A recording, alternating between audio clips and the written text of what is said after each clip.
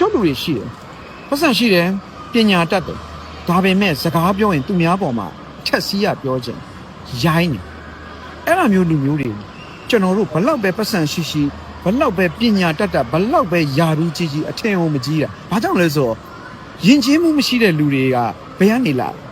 ဟုတ်လားအဲ့သူတို့ရှိတဲ့ပတ်စံကလည်းကျွန်တော်တို့သုံးလို့မှမရဘူးသူရှိတာသူ့အတွက်ပဲဥစားဘူးအဲ့ဒါကိုလာပြီးတော့အဲ့လူရိုင်းဆိုင်နေတယ်ကျွန်တော်တို့ကဘာဖြစ်လို့ဆက်ဆံနေရမှာအဲ့ဒါကြောင့်ကျွန်တော်မိတ်ဆွေတွေ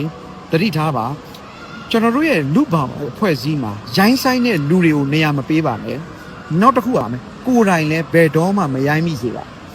သူများရဲ့ခံနိုင်ရင်ရှိမရှိကိုလည်းကိုကသဘောပေါက်ကိုကိုဒီလိုပြောရင်လက်ခံမှာလက်မခံကိုကိုလက်မခံရင်သူများလည်းလက်ခံမှာမဟုတ်ကျွန်တော်တို့တွေယဉ်ကျေးတဲ့လူအတိုင်းဝိုင်းတစ်ခုတိဆောက်ကြမယ်